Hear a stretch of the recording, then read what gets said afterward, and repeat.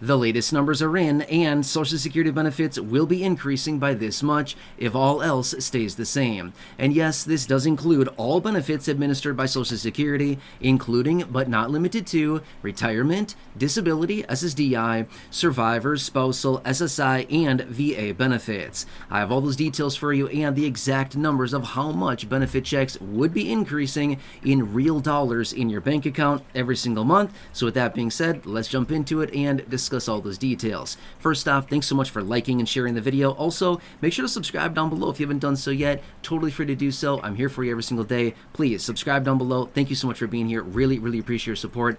And let me talk you through the numbers. All right, so we just got some new information, and this is the first of 3 data points that we need to determine exactly how much your benefit raise is going to be. Now, I want to say this much really quickly.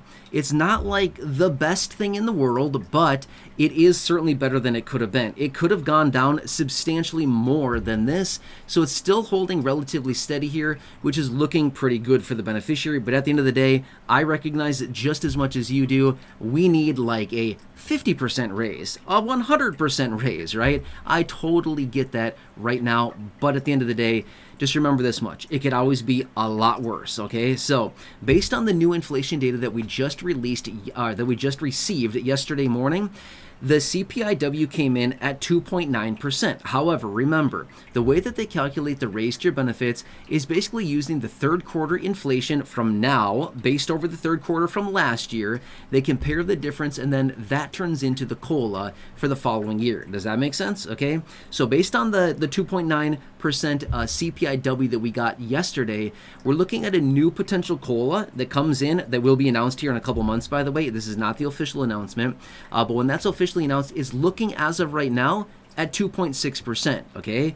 Remember, I know that's not great, it's not huge, but at the end of the day, it could have been significantly worse than that. So let's look at the positive of this. I know, sometimes it's hard to do, but it could have been way worse than that. However, now let me share with you really quickly some real dollar amounts. We all want to know, okay, 2.6%, that's nice, that's cute, but what does it mean for us and our benefits? What does it mean for real money in our pocket? At the end of the day, all of us want to know the same thing. How much money does that translate into in my pocket, in my bank account, right? So that's what I want to share with you. All right, so I'm going to run through some numbers here. I've already ran the calculations for you, and I'm going to give you a bunch of numbers here, and I'm going to round to the nearest 100, okay? As in the nearest $100. But here's the thing. Just take the $100, whatever benefit amount is closest to yours, and it'll get you within about $1 and a half or so of where your benefit raise would actually land, okay? Does that kind of make sense? I can always come back and run these way more precisely once we get the official announcement here, but just let me give you these numbers here, okay?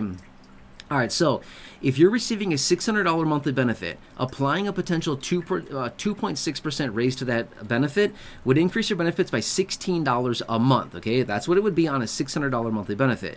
Now, if you're receiving a $700 monthly benefit right now, applying a potential 2.6% raise to that would increase your monthly benefit by $18 a month. Again, not a ton of money, but it's certainly better than nothing, right? Now, a $800 monthly benefit, if you're receiving $800, applying a potential 2.6% raise to that would increase your benefit by $210. Sorry, I wish it was $210. Sorry, I said that incorrectly. $21. Sorry about that.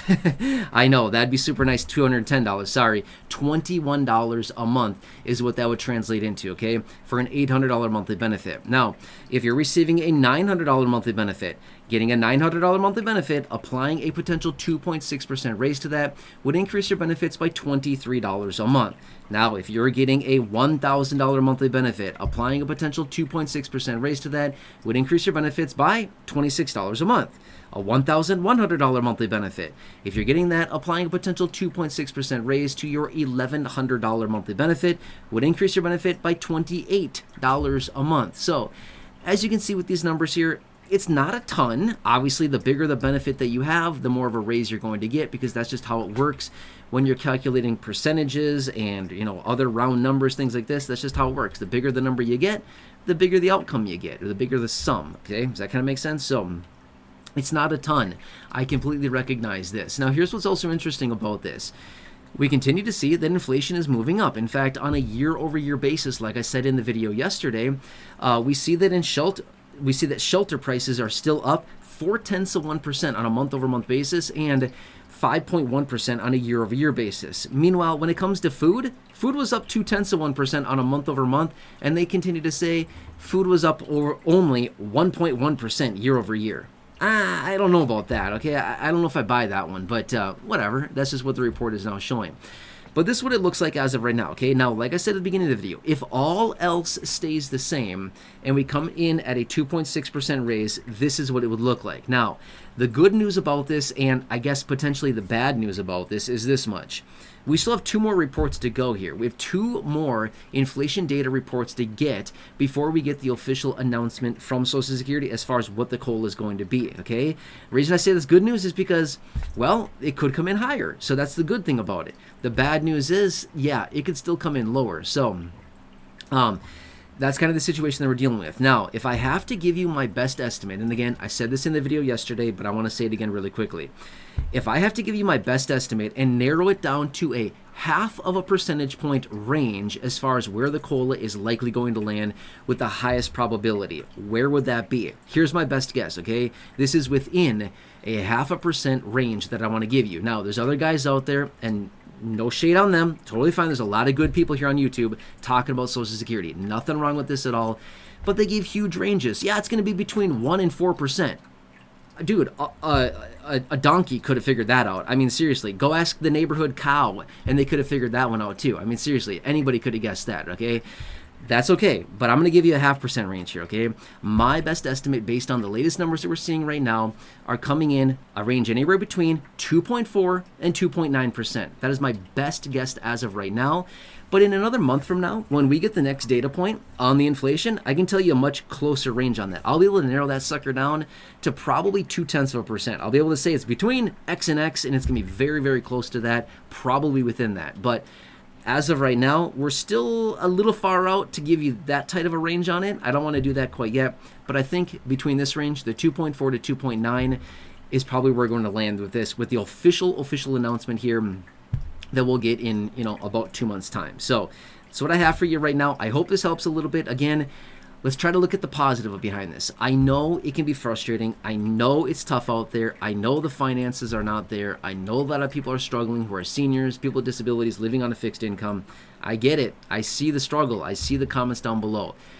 But at the end of the day, just remember, it could be 0. That's a real option too. It could literally be a 0% raise. So if you look at it and take your pick here, what would you rather have, right? I think we're all going to take whatever it is, the 2.4, the 2.6, the 2.9, whatever it happens to be. We'll gladly take that versus a potential 0%, because that could be an option too. I don't think it's going to be 0. Highly, highly doubt it. I don't even know if that could be an option. Inflation would have to be like very, very negative for the next couple months in order to get 0, and that's just not going to happen, okay? It's just, I don't think that mathematically could even happen in the first place, but we'll see what happens here. So anyway, hope this helps you. Again, please subscribe down below if you haven't done so. Share the video with your friends on your social media. There's a share button down below. Like the video as long as you're right there as well. Thank you, really appreciate it.